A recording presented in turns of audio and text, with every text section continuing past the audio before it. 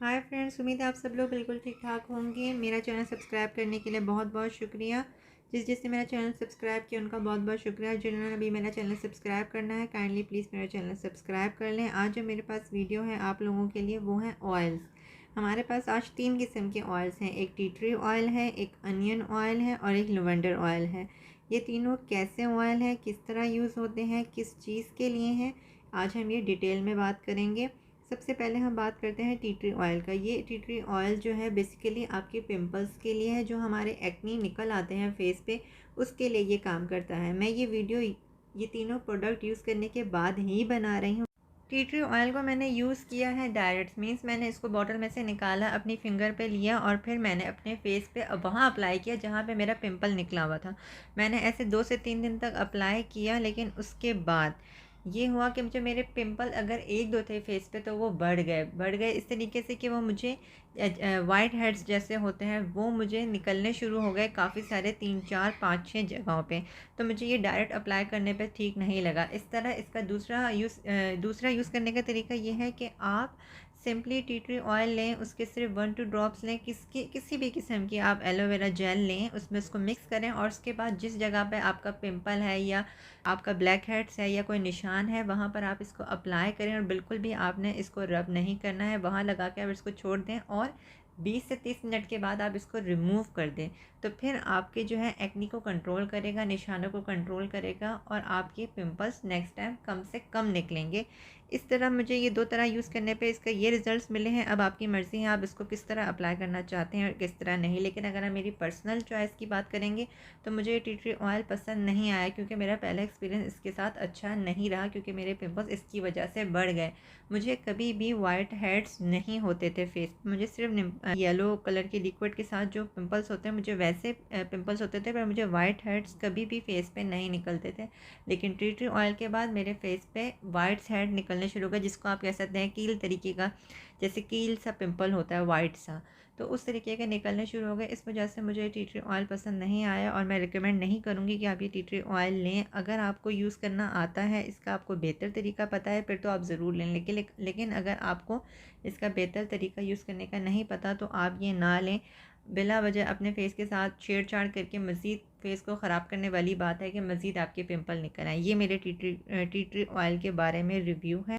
मैंने कहाँ से कितने के ये ऑयल्स परचेज़ किए हैं मैं डिस्क्रिप्शन बॉक्स में डाल दूँगी, आप वहाँ से जाके देख सकते हैं मैंने कहाँ से परचेज़ किए हैं।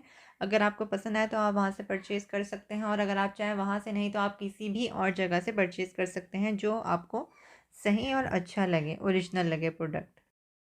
अब हम बात कर लेते हैं अनियन ऑयल। अनियन ऑयल ये बेस्ट ऑयल है आपके हेयर्स के लिए। आपके किसी भी किस्म के आपके किसी भी किस्म के अगर आपके हेयर में प्रॉब्लम है तो ये उसको सॉल्व करता है। जैसे मैं आपको अपनी मिसाल देती हूँ, मेरे हैं हेयर्स ऑयली, गर्मियों में मेरे हेयर्स जो हैं वो बहुत ज़्यादा ऑयली हैं और सर्दियों में जो मेरे बाल हैं वो थोड़े ड्राई हो जाते हैं, लेकिन फिर भी ड्राई और ऑयली दोनों मिक्स ही रहते हैं। मैंने इस ऑयल को अप्लाई किया था बेसिकली अपनी डैंड्रफ के लिए। मेरी डैंड्रफ बहुत ज़्यादा हो गई थी और मैंने इसके लिए होम रेमेडीज़ भी अप्लाई की थी, पर वो मेरे पे वर्क नहीं कर रही थी। फिर मुझे किसी से पता चला अनियन ऑयल जो है वो आपके हेयर्स के लिए बहुत अच्छा है। आपके हेयर्स को शाइन भी करता है, स्मूथ भी करता है, आपका जो बहुत ज़्यादा हेयर ड्राई है उसको भी शाइनी करता है, स्मूथ करता है, और आपका जो सबसे मेन मसला है डैंड्रफ का वो उसको सॉल्व करता है। मैंने इसको अप्लाई किया। इसकी सबसे बड़ी बात, बहुत ज़्यादा इसकी बहुत शार्प किस्म की एक स्मेल है, काफ़ी तेज़ स्मेल है कि स्मेल जो है वो फ़ील होती है, लगती है, सर पे चढ़ती है।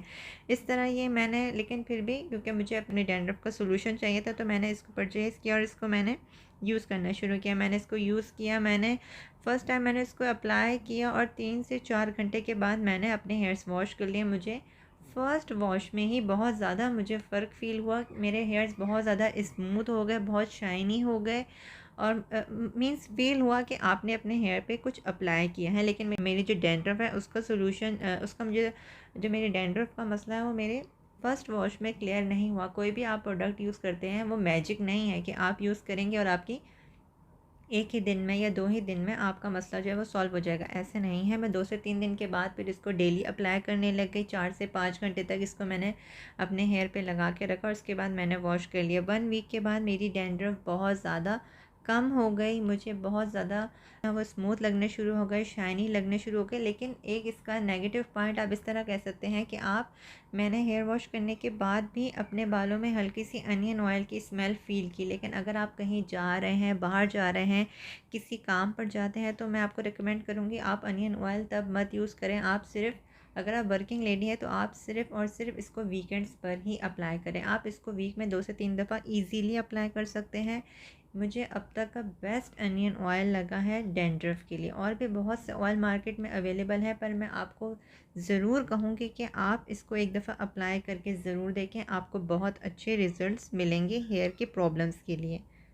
अब हम लास्ट में आ जाते हैं लेवेंडर ऑयल की तरफ। लेवेंडर ऑयल जो है, इसकी स्मेल सबसे पहले मैं बताना चाहूँगी, इसकी स्मेल बहुत अच्छी है। अनियन ऑयल की जैसे स्मेल बहुत स्ट्रॉन्ग है, इसी तरह लेवेंडर ऑयल की भी बहुत स्ट्रॉन्ग स्मेल है।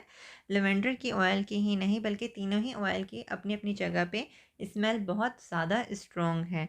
लेकिन लेवेंडर ऑयल की स्मेल सबसे ज़्यादा अच्छी है आपका। अब ये प्रोडक्ट काम किस तरह करते हैं, काम किस तरह करता है ये प्रोडक्ट, उसकी तरफ आ जाते हैं। लेवेंडर ऑयल जो है बेसिकली ये भी आपके चेहरे पे अगर कोई पिंपल निकला है, फेस पे कोई न्यू न्यू सा आपका पिंपल निकला है, आप उस पर हल्का सा इसको फिंगर पे लेने के बाद आप इसको हल्का सा उस जगह पे अप्लाई करें जहाँ आपका नया पिंपल निकला है। मैं बार बार बताना चाहूँगी, जहाँ आपका नया पिंपल निकला है, पुराना नहीं, नया जहाँ पिंपल निकला है, वहाँ आप इसको हर 2 से 3 घंटे के बाद हल्का सा अप्लाई करते रहें। तो वो पिंपल जो है वो बहुत बड़ा नहीं होगा, उसको आपको जो है वो फोड़ना नहीं पड़ेगा, वो ऑटोमेटिकली खुद ही वो अंदर ही अंदर ख़त्म हो जाएगा। ना उसका कोई निशान होगा, ना ही उसको फोड़ने की नौबत आएगी, और वो खुद ही अंदर ख़त्म हो जाएगा। ये बेसिकली उसके लिए भी है।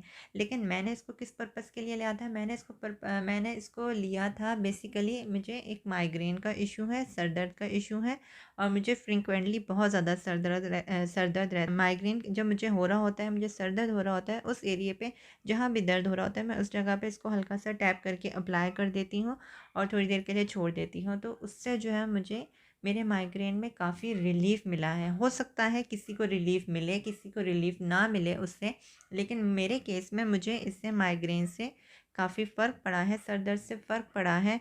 और अच्छी बात ये हुई कि मुझे बार बार जो टैबलेट्स लेनी पड़ती थी वो मेरी थोड़ी कम हो गई हैं, क्योंकि जैसे ही मुझे माइग्रेन या सर दर्द शुरू होता है, मैं इसको अप्लाई कर लेती हूँ, और उसके बाद जो है मेरा 100% तो नहीं, लेकिन मेरा 50-60% जो है वो सर दर्द ठीक हो जाता है। तो ये सर दर्द के लिए मुझे बहुत ज़्यादा अच्छा लगा, बजाय इसके जो पिंपल के लिए मैं लगाऊँ इसको। मैं इसको पिंपल के लिए यूज़ नहीं कर पिंपल के लिए मैं इसको यूज़ नहीं करती। बेसिकली मैं इसको सर दर्द के लिए यूज़ करती हूँ। अगर आपको इस प्रोडक्ट को सर दर्द के लिए, हेडेक के लिए यूज़ करना है, तो आप इसको यूज़ कर सकते हैं। Totally recommended. मेरी वीडियो को देखने का बहुत बहुत शुक्रिया। अगर आपको मेरी वीडियो पसंद आई है तो प्लीज़ मेरा चैनल सब्सक्राइब करें। टेक केयर, अल्लाह हाफ़िज़।